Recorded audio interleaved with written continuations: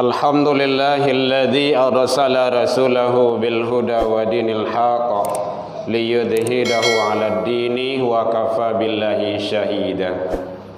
Ashhadu an la ilaha illallah wahdahu la syarikalah wa ashhadu anna Muhammadan 'abduhu wa rasuluh sallallahu alaihi wasallam. Allahumma salli wa sallim wa barik ala hadha an-nabiyil karim wa ala alihi wa ashabihi ajma'in. Amma ba'du fa ya ibadallah, inni usikum bi nafsi wa iyaya bi taqwallah faqad fadal muttaqun.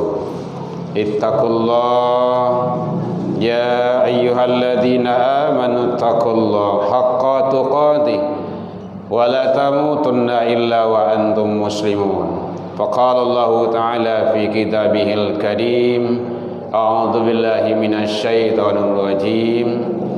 Bismillahirrahmanirrahim. Ahasiban nas ayusraku ayyaqulu amanna wa hum la yuftanun. Wa laqad fatanna alladhina min qablihim fala ya'lamanna Allahu alladhina sadaqu wa la ya'lamannal kadhibin. Kita berlindung kepada Allah dari seluruh godaan syaitan yang terkutuk dengan menyebut nama Allah yang Maha Pengasih lagi Maha Penyayang. Apakah manusia itu mengira bahwa mereka dibiarkan saja mengatakan amanah, kami telah beriman, wahum la yuftanun, sedangkan mereka belum diuji. Walaqad fatannal ladzina min qablihim, dan sesungguhnya kata Allah, kami telah menguji orang-orang sebelum mereka. Sesungguhnya Allah ingin mengetahui mana orang-orang yang benar, wala ya'lamal kadzibin, dan Allah juga mengetahui mana orang-orang yang pendusta. Maha benar Allah dengan segala firman-Nya, Al-Ankabut 29, 2 dan 3. Hamdan wa syukran lillah, puji dan syukur selalu kita ucapkan kehadirat Allah Subhanahu wa taala. Dengan berkat izin dan rahmat Allah Subhanahu wa taala, sampai siang ini kita masih diberikan kesehatan, diberikan kesempatan dan waktu luang, diberikan keistiqomahan hati. Mudah-mudahan seluruh amal ibadah yang kita lakukan baik siang ataupun malam, pagi dan petang, kapan dan di mana saja, semoga diterima di sisi Allah hendaknya. Selawat dan salam kepada Nabi besar Muhammad sallallahu alaihi wasallam. Allahumma salli ala Muhammad wa ala ali Muhammad. Bapak saudara kaum muslimin rahimakumullah, dalam waktu yang relatif singkat ini kajian kita berlandaskan kepada Al-Quran surah Al-Ankabut surah ke-29 ayat 2 dan 3, yang mana kita sebagai umat beragama, umat bertauhid, wajib kita memperhatikan, mempertahankan, menjaga akidah, menjaga nilai-nilai tauhid dan agama yang ada bagi kita, agar agama tersebut bisa berjalan, bisa kita amalkan, bisa kita jalankan dengan sebaik-baiknya, tidak melanggar dan tidak bertentangan dengan aturan Allah. Bagaimana kita cara menjaga dan mempertahankan akidah, tauhid dan agama kita tersebut?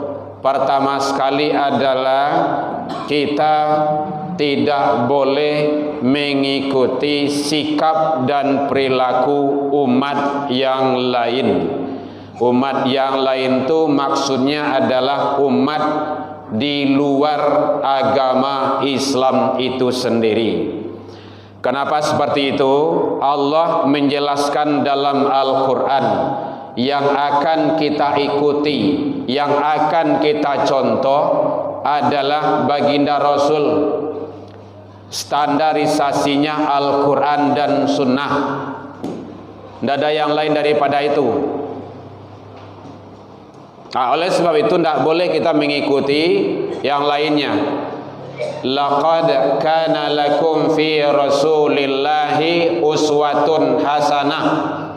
Sungguh telah ada pada diri Rasul itu contoh tauladan yang baik bagimu. Bahasanya jelas, tidak bertele-tele, mudah dipahami. Jadi tidak perlu kita mengikuti dan mencontoh sikap dan perilaku agama orang lain atau di luar daripada Islam itu sendiri. Apalagi sebentar lagi saudara kita akan mengadakan hari rayanya. Biasanya akhir Desember itu sering terjadi umat Islam itu sendiri mengadakan kegiatan-kegiatan yang mubazir. Bahasanya menyambut tahun baru, sama saja itu semuanya, tidak ada bedanya. Bagi kita dalam beragama mubazir, umur kita akan nanti dihisap saja yang di karajuan. Nah, oleh sebab itu supaya kita tidak terjebak, maka Rasul membimbing kita. Karena Allah telah memperingatkan di dalam Al-Quran surah Al-Baqarah contohnya, walan tarda ankal yahudu walan nasara hatta tattabi'a millatahum. Orang Yahudi, orang Nasrani tidak akan tinggal diam sebelum kamu mengikuti agama mereka. Jadi ada kata milah di sana. Milah itu hadirin tidak harus pindah agama. Bisa saja ide, bisa gagasan, bisa pola pikir, cara pergaulan, berpakaian dan lain-lainnya. Nah, kalau itu semuanya bertentangan dengan aturan Allah, tidak boleh. Hadirin kaum muslimin, makanya Rasul menyatakan bahwa la tattabi'una sanam man qablakum. Nanti kata Rasul, kalian benar-benar akan mengikuti orang-orang sebelummu. Shibran bi shibrin, sejengkal demi sejengkal, wa dhira'an bi dhira'in, sehasta demi sehasta, hatta law salakau juhra dhab, sampai-sampai mereka nanti masuk ke dalam lubang biawak, la salaktumu, kamu akan ikut juga kata Rasul. Saja yang dilakukan di orang tu elok sadualah menurut awak, padahal standarnya itu adalah aturan Allah dan Rasul. Qulna, ditanya oleh sahabat, ya Rasulullah, al-yahud wan nasara, apakah itu Yahudi dan Nasrani? Qala, Rasul menjawab, faman, siapa lagi? Oleh sebab itu, kehati-hatian di dalam hidup membentengi diri, akidah, agama, keluarga itu sangat penting, wajib hukumnya. Yang kedua, bagaimana caranya kita mempertahankan akidah, agama, tauhid yang kita miliki dititipkan Allah? Jangan mencampur adukan. Hadirin, tidak boleh mencampur aduan. Mungkin dia awak indah, tapi anak-anak generasi awak, kalau lah sama sawah je pematang, itu bahaya itu. Islam tu jalih. Dalam Islam sudah jelas, wala talbisul haqq bil batil. Dalam di sana larangan, tidak boleh ya. Janganlah kamu campur adukan antara yang haq, dinul Islam, dengan yang batil. Al-Baqarah 42. Jadi jelas, wa taktumul haqq, jangan kamu sembunyikan yang benar itu. Kalau tahu awak bana, sampaian, dakwahkan, kasih tahu sama orang lain, tugas kita. Wa antum ta'lamun, jika kamu mengetahui.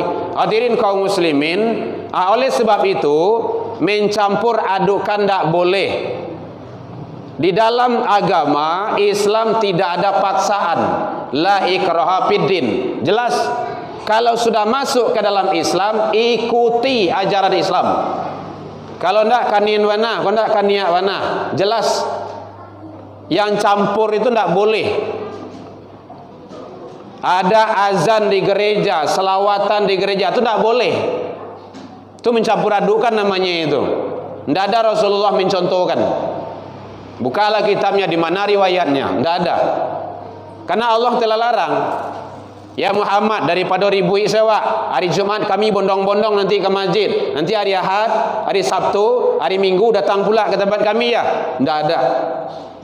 Tapi jelas, makanya Allah sampaikan melalui Jibril kepada Rasul untuk umat.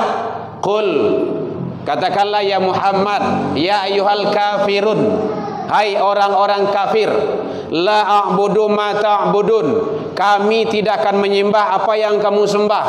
Kamu tidak akan menyembah apa yang kami sembah. Kami tidak akan pernah menjadi penyembah Tuhan yang kamu sembah. Kamu juga tidak akan pernah menjadi penyembah Tuhan yang kami sembah. Dikunci di Allah, lakum dinukum waliyadin. Itu jelas bahasanya, tidak perlu diperdebatkan. Agamamu untukmu, agamaku untukku. Jadi jaga akidah kita, jaga agama kita.